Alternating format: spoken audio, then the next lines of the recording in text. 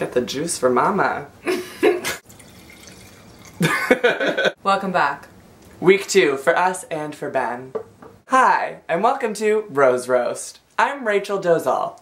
And I'm also Rachel Dozal. And we're not Twins. We're garbage. So I'm Sam. And I'm Aidan. Alright, so let's dive right into episode 2. Let's nesty plunge.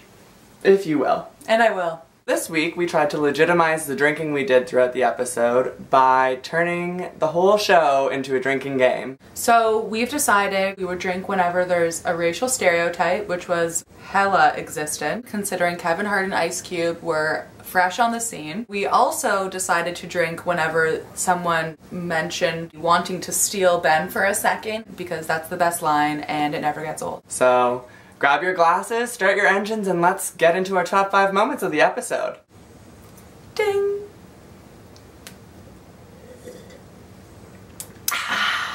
Our number 5 moment of the week is Ben made everyone bob for apples in a fish tank because he wanted everyone to see their faces. Whatever. They just looked disgusting. face down. The first dick innuendo. Chelsea's not great with her mouth. Yeah. Was a line that was stated. So we chugged for that one. I think it was a really classic way to humiliate a group of women in front of millions of people. Our number 4 moment of the week was Caila's one-on-one date with Ben, which was ambushed by Kevin Hart and Ice Cube. Diversity is something that is sprinkled into this episode because they get a lot of shit for only using all white people, and they still are basically using only white people. certainly. This was where the drinking got really heavy. As I was saying, we chugged.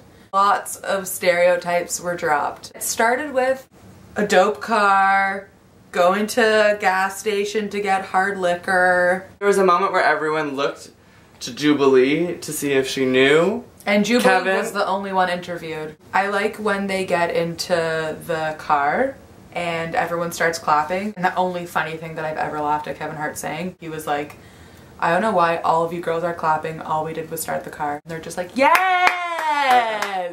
How many times did we have to drink for racial stereotypes during the date? I have it down for 6, which is heaps, because that was just like a good 5-minute chunk. We should definitely include the moment where they sat in a hot tub in the middle of a store. Right. Just bone chilling. All of them chilling. It was a weird thing. I hated the dynamic. And our 3rd moment of this episode was the sour tang, if you will, of Samantha. Yes, they went to the lab to just see how chemically paired each of the women on the group date were with Ben. I mean, no surprise. First impression Rose Olivia came out on top with a 7.45 in compatibility out of 10. Shocking. In comparison to Olivia's skyrocketing score of compatibility, Sam came in with an abysmal 2.42 out of 10. Her name's Samantha and my name's Samantha, but a part of me was like, sure, if I was on The Bachelor, I'm sure he would smell me and say sour too. You're sour. Don't worry about it. Great. It's a Sam thing. What year is this? The best. I want to say 2016. Good year. Great year. Our number 2 moment of the week was Lace's conversations with Ben. Particularly chilling because she pulled him aside 7 times and is convinced that she's the one for him, but doesn't know about him, and she thinks that he doesn't know about her, so it's this weird dialogue and it's horrible to watch. She would, during every conversation, preface it with, I'm sure you think I'm crazy right now. Nothing makes someone think you're crazier than saying that you might seem that way, but you're not. It's like the girls that say that they don't like drama, but it's like, bitch, if you're saying that, you're all over it. Brewing in it.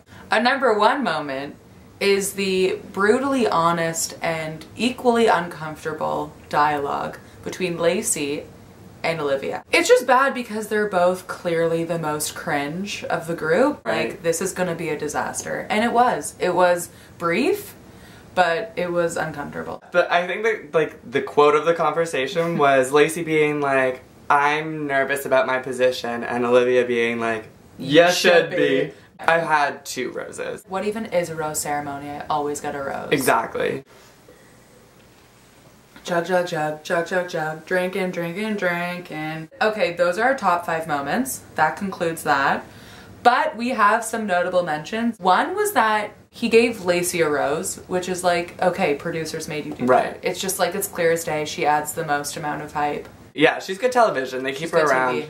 Again, like prediction, we predicted that she'll be here for 4 episodes. Yes, and so I stick with that. 2 more. Dope. And the other... Shush. Speaking. Okay. I'm blown out of the water. How did we wait this long to discuss? Shush is sweet Shoshani. Is not only beautiful, but completely fluent in English. She could speak every word in the dictionary. They didn't give her any screen time for an hour and 40 minutes, and then they tossed her in. And she was like, no, and bitch. she's like, no, I know words. I got this. She's like, we can have a dialogue. Yeah, that's why she's been around. It was rude as hell for them to make it seem like she didn't speak any English. Shani is like, very cute. I see you, girl. I don't want to say top 5, but I don't not want to say top 7. We are done this episode, but we're not officially done unless we're done our... drinking game. That's right. Here we go. Dun dun dun dun.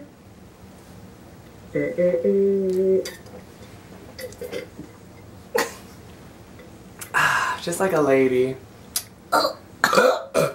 Disgusting. So that's the end of this week's episode. Tune in next week for our recap of episode 3 of this season of The Bachelor. That's right. Ben, if you're watching, we love I'm obsessed and with hate you. We are done this damn ep. Another webisode locked the fuck in. Twitter. Subscribe.